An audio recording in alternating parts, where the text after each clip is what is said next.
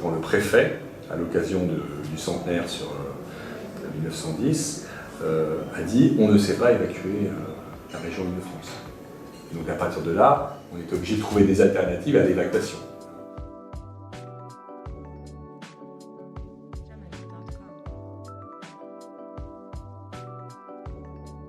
La contribution de l'architecte est de réfléchir à des dispositifs construits, paysagers, programmés, qui fait que ces sites qui, grosso modo, devraient, suivant la réglementation, ne pas être habitables, parce qu'on ne peut pas y mettre du logement, puissent quand même être des sites, on va dire, fonctionnels et qualitatifs du point de vue de la pratique urbaine.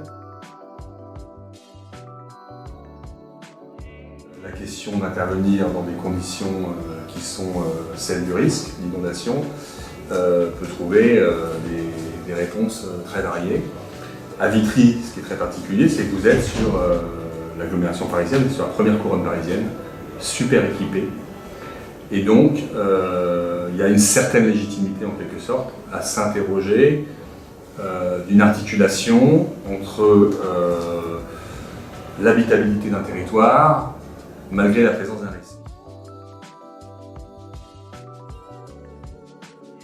À Vitry, c'est une chance énorme, si vous voulez, vous avez un changement de bief, vous avez une rupture de pente très forte, vous avez une écluse, et que donc vous avez, en fait, quand vous analysez le terrain, vous vous rendez compte qu'une partie du terrain est finalement hors inondation, quasi hors inondation, qui est donc juste la partie qui est au sud de cette grande voie, qui est une grande voie du sud parisien, et la partie nord, qui était la partie du concours, elle est totalement inondable, avec quasiment 3 mètres d'eau dans le cadre de la crue 1910. Et donc, si vous voulez, c'est vrai que le projet, comme souvent, il vient de la compréhension très fine de la géographie et de l'histoire du site, et donc a conduit à cette fabrication d'un système à double niveau, hein, c'est-à-dire un niveau résilient, un niveau habitable, même en cas d'inondation, et un niveau inondable. Ce qui est difficile, c'est pas tant de qualifier le niveau habitable, au-delà qu'il faut quand même qualifier ces espaces publics qui se retrouvent un petit peu comme des dalles, si vous voulez, comme dans des systèmes d'infrastructures.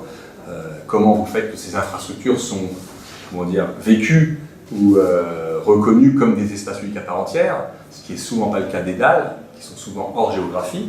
Et donc ce niveau-là, on dit qu'on sait à peu près le faire vivre. La difficulté, c'est le niveau du bas, sur lequel vous ne pouvez pas mettre de logement. Et qu'est-ce que c'est que donc un espace public qui n'a pas d'habitabilité de ses rez-de-chaussée, sachant qu'on ne peut pas mettre des commerces partout, vous imaginez bien, et que donc il y a tout un travail fin sur la programmation et sur la forme urbaine, pour faire en sorte que cet espace public particulier inondable soit quelque part habitable et qualitatif. La force de ce projet, c'est d'avoir raisonné cela avec une vision fonctionnelle en tant que risque, sans qu'on soit obligé d'évacuer les gens, hein, et donc avec tout ce que ça veut dire en réseau, en accessibilité. Les élus ont demandé à ce qu'on garde énormément d'emplois et énormément d'entreprises. Donc dans ce projet, il y a pas mal, ça c'est quasiment le plan du concours, et depuis il y a pas mal d'entreprises qui ont été conservées. Et en plus de ça, tous les rez-de-chaussée on a réfléchi à comment les rez-de-chaussée qui sont inondables pouvaient accueillir des activités économiques, ce qui du point de vue du PPRI est possible. Ce projet finalement, il contribue à la ville mixte, la ville complète, comme disaient les élus de Vitry, où vous avez le niveau mandable qui va, par des dispositifs de cours et de rez-de-chaussée adaptés, va être programmé par l'activité, et les étages qui sont hors d'eau et accrochés sur les ruelles hautes, là, ce que j'ai appelé les levées, en hommage à la Loire, levées de la Loire, intégrer l'habitat. Donc on a en plus, si vous voulez, une espèce de stratification programmatique qui répond à la stratification du risque.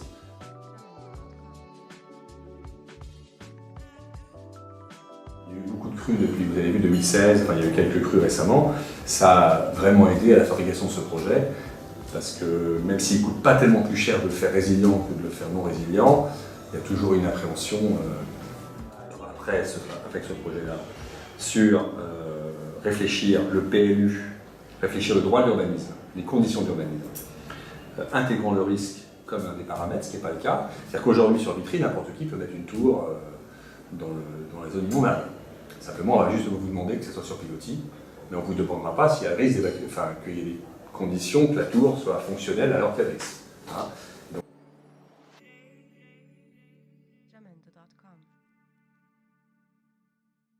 Si Si vous allez à Hambourg, si vous voyez le quartier Alphen City, c'est un quartier qui est totalement constitué sur cette question de la résilience et fabriqué avec des cotes NGF, avec des espaces qui sont des infrastructures, avec des doubles niveaux, avec des architectures qui peuvent devenir étanches.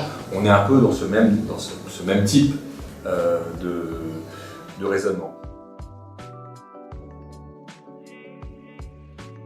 Ça fait partie du nerf de la guerre, c'est-à-dire un ministère, quoi. Vous voyez ce que je veux dire?